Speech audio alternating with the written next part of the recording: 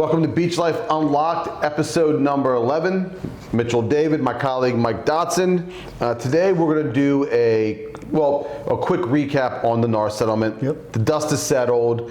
We all kind of know where we are, but I think it's important for buyers and sellers to kind of understand how we as agents have to approach you on certain things. Again, it's what we're required to do. So we're going to start with the sellers, and then we'll move into buyers as well. And so just so we're all on the same page, commissions have always been what? Negotiable. Always have been negotiable. That's never been argued. I mean, it was argued, was the point, but there's been so many different things being said out in the media, so I want to make it very clear here on our channel. Commissions have always been negotiated and still are negotiable, and if you don't like what somebody's proposing to you, you can go to a different agent. Yeah. Different brokerage. There's, especially for sellers, there's companies that just list your property on the MLS for a flat fee. Yeah. So, hard talk is this. It's always been negotiable, and don't say otherwise. Yeah. Now, what the argument was, is they were fixed. I think that was part of it, but I think a lot of it revolved around sellers that didn't realize that a part of the commission they were paying their listing agent was being shared with a buyer's brokerage. Fair enough. They didn't realize that they were paying essentially two agents. Okay, fair enough. And so that's part of the agreement for NAR was that if you listed so prior to NAR's settlement, there had to be some offer of compensation to a buyer brokerage for the property to be listed on the MLS. Yeah, I don't think you didn't have to offer compensation, but you had to be clear that you were offering. You had to, you were. Well, no. So you had to offer compensation, but it didn't make a difference. What it could have been $1. Right. Okay. Right. So it could have been anything for that. So that's the big difference. Is now there does not have to be an offer of compensation, and more importantly, or the harder part for us is. On the MLS prior to and on our sheets, we as agents knew what that compensation was. Now that is now gone. So it's an additional layer of conversation with a buyer agent, seller agent. Again, it doesn't really affect us. It's actually been easy to make this transition, to be honest with you. While we all thought the world was coming to an end, I think the concern was it was going to be. You were going to lose buyers because, let's say, a listing wasn't offering compensation. Well, now that buyer may not be willing to offer on that property with an agent that they would have to pay. Correct. Or that they wouldn't be able to get assistance from an agent because let's do this then. The agent wouldn't work for zero. Mike's already ahead. So let's talk about let's talk about how it affects the seller. Yeah, right. Well, I think it all comes together because if a seller's not offering it and a buyer's not willing to come up with that, with the whatever the fee is for their agent, they're at a standstill. Right. So the way it works, obviously, what we're dealing with now is the way it looks for a seller is you have the flexibility of either offering or not offering. Right.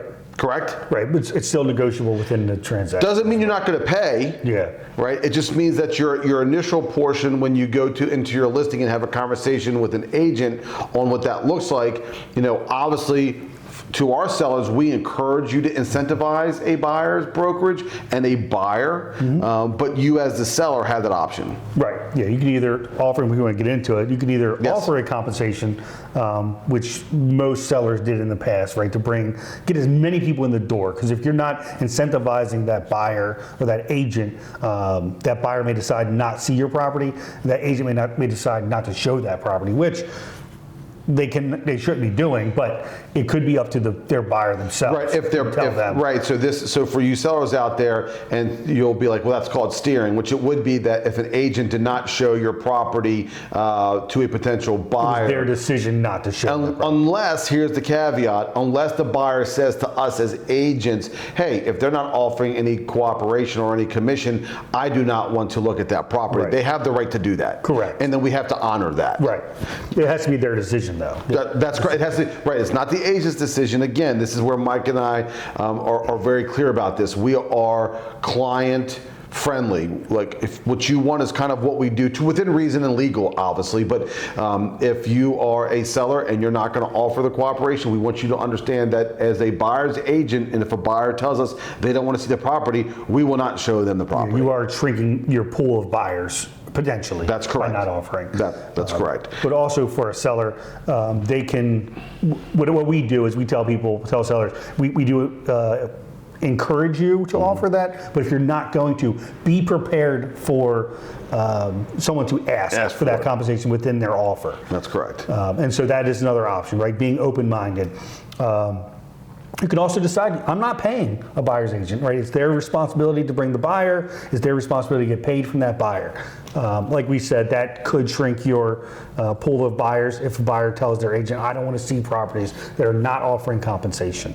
That have flat out said, don't even bring us an offer with compensation, which we have not seen. I have not seen that. But if a seller decides to do that, potentially you could be missing out. Right. So I mean, it's really not too nuanced for a seller. I mean, either you're going to offer it or you're not, or you're going to be open to it when it becomes requested for you to do it. Again, our advice would be again, it does depend on the market. It does depend on the product that you're selling. I mean, so there are a couple things that do go into that. But again, if the goal is to sell the property for the best terms and conditions, ultimately you're going to want as many people, as many eyes on that property as possible. And often that means you're going to, at some point, offer incentivize something. Incentivize the buyer's agent to bring their buyers into your property. Correct. And so that's really in a nutshell for sellers how that works. So really the big difference was on the buy side. Yeah. So now for a buyer, prior to even showing property, this has always been the case in Maryland. In Maryland, but now it's national. Before showing property, we have to have what's called an exclusive agency agreement signed with the buyer, which outlines how the agent's going to get paid. That's correct. And there's two sections in the exclusive agency agreement that address this, both under Section 8, and that's either the buyer can offer or can pay their agent at settlement, or actually, we asked three things really, or the buyer can collect that or request that from the seller, and the seller can agree to pay that compensation. And the third thing is a combination, right? The buyer or the seller may agree to offset the agreed upon commission, where the buyer would make up the difference. Right.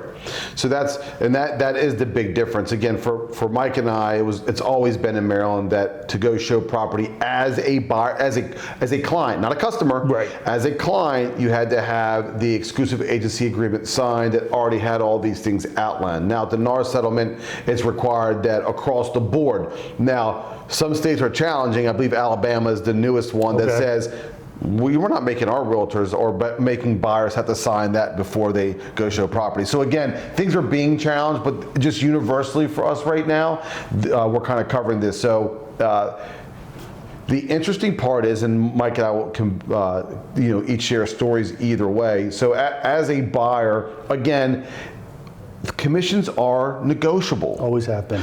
Always have been. That can't be argued. At least in our regions that we have done this and have the exclusive agency agreements, that has always been negotiable. And then either we can decide that that's enough to be paid for or not enough. Mm-hmm. It did make it easier in the past when it was already disclosed on the listing. Right. Yeah, we knew what we were walking into. Exactly. Yep. But the buyer could also.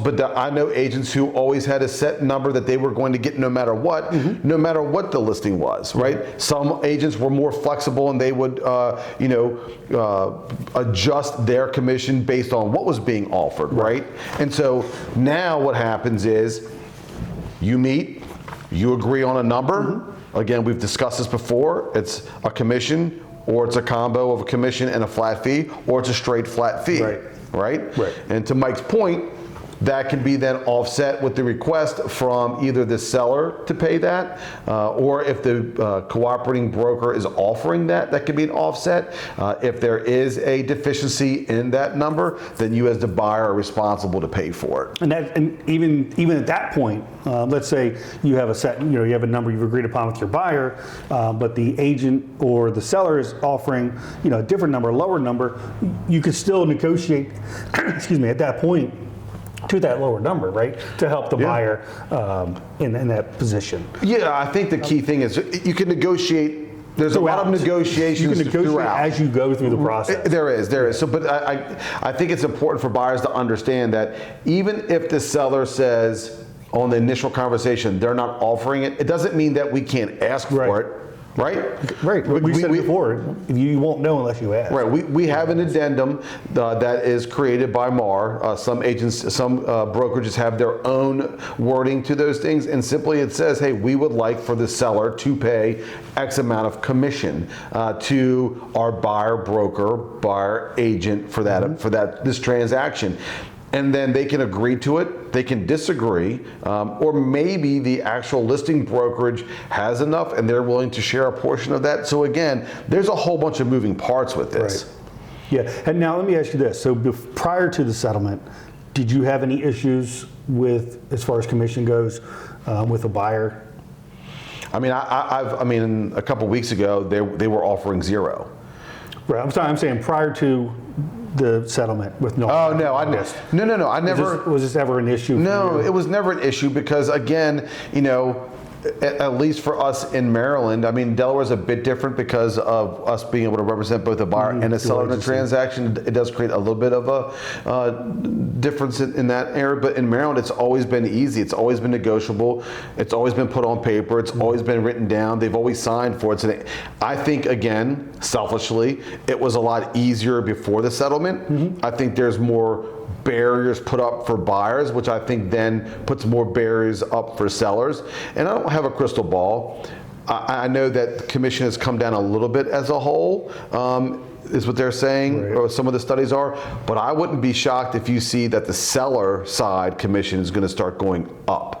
Okay. Right? Yeah, I can see that. Right? Yeah. Because for multiple reasons. First is, as a listing agent, you still have a whole bunch of things you have to do to get the property marketed out there. There's money involved getting a property ready for marketing. And every buyer's agent, for the most part, is going to encourage their buyer to request some type of compensation to be paid by the seller, whether or not the seller is initially open to that. Right.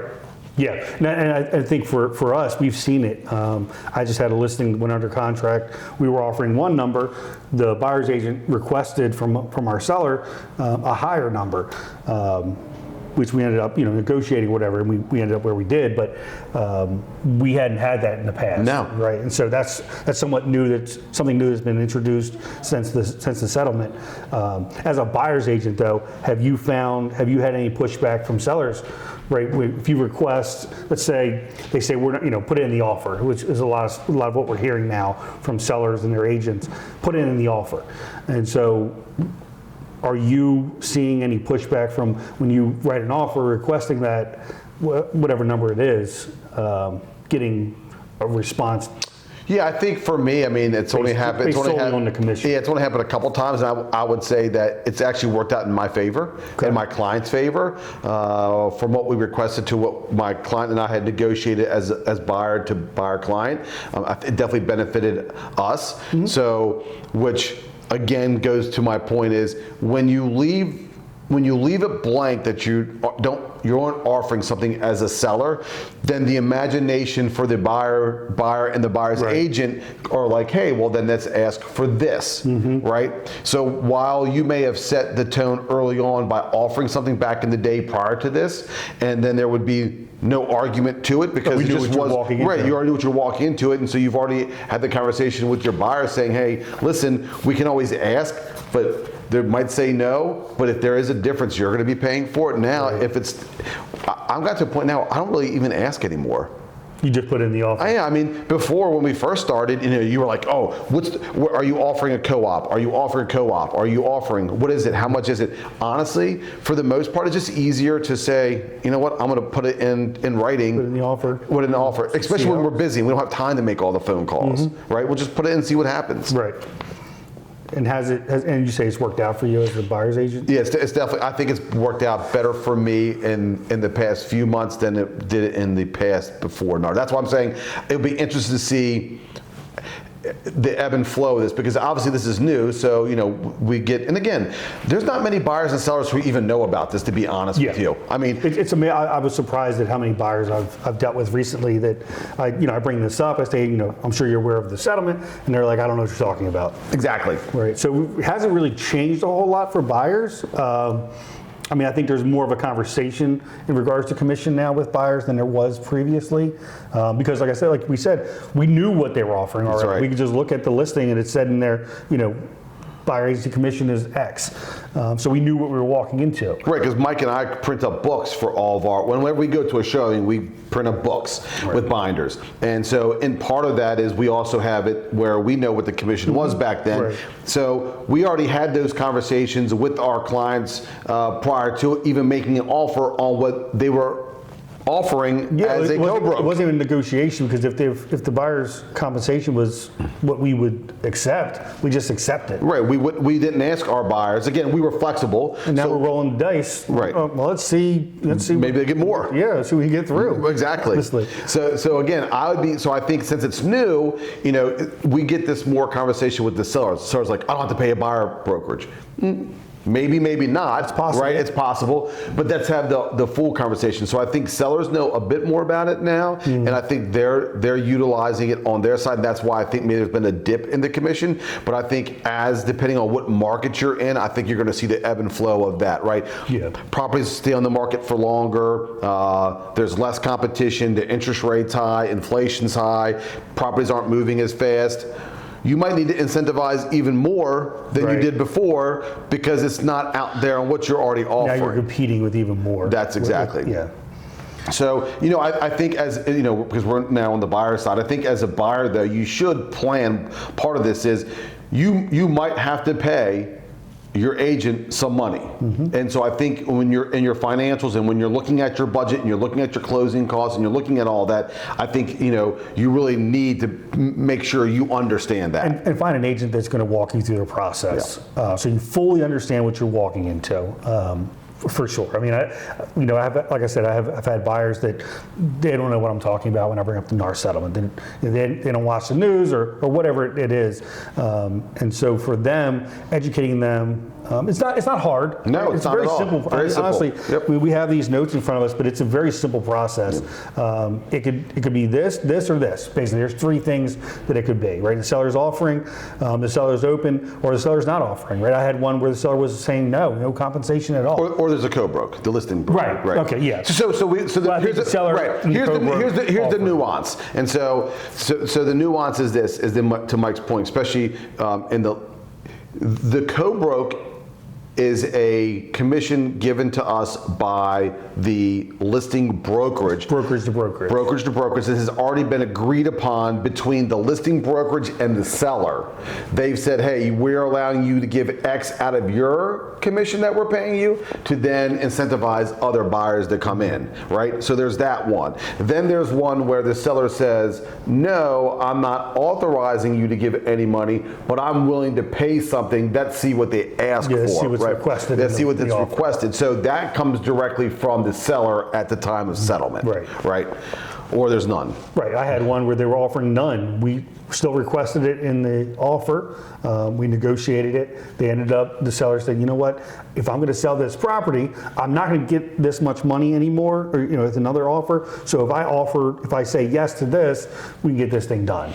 Right, and we're not talking specifically about numbers in these commissions because we're not allowed to. It's not because we're trying to be cagey or shady. It could be anything. It could be anything, but we're not allowed to say, hey, we charge X amount of commissions, antitrust, then there's collusion, and there's all kinds of issues. So please understand that when you come talk to us about commission and percentages, we will have those numbers in detail with you, but on these type of videos that go out to the public, we just can't get into the detail like that. Yeah, because we do have a bottom number that we'll accept. Well, I have one. I don't know. I think you have one too. But every agent's different. Right. Every brokerage is different. I mean, it's not even within a brokerage you're going to have different numbers. Correct.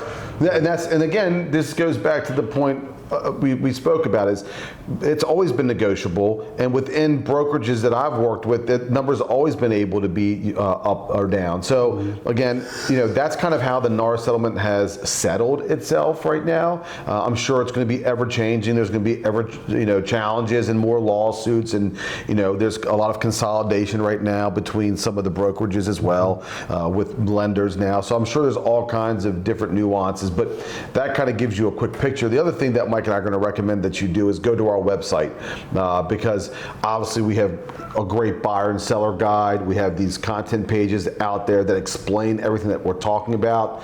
Again, if you are unable or you don't know where that exactly is and you want that, reach out to Mike, call him, text him, reach out to me, call me or text me. We can actually get you those links. We're happy to have the 30-minute conversation on the phone with you if that's what you're looking to do. Again, if you want to stop by the office, we do ask that becomes scheduled though, because we are in and out all the time. Yeah. But again, we're real estate experts here to help you succeed in whatever financial decision you want to make, both as a lister and a buyer. So reach out to us, or you can visit our website, BeachLifeOceanCity.com. Thank you very much. Have a great day.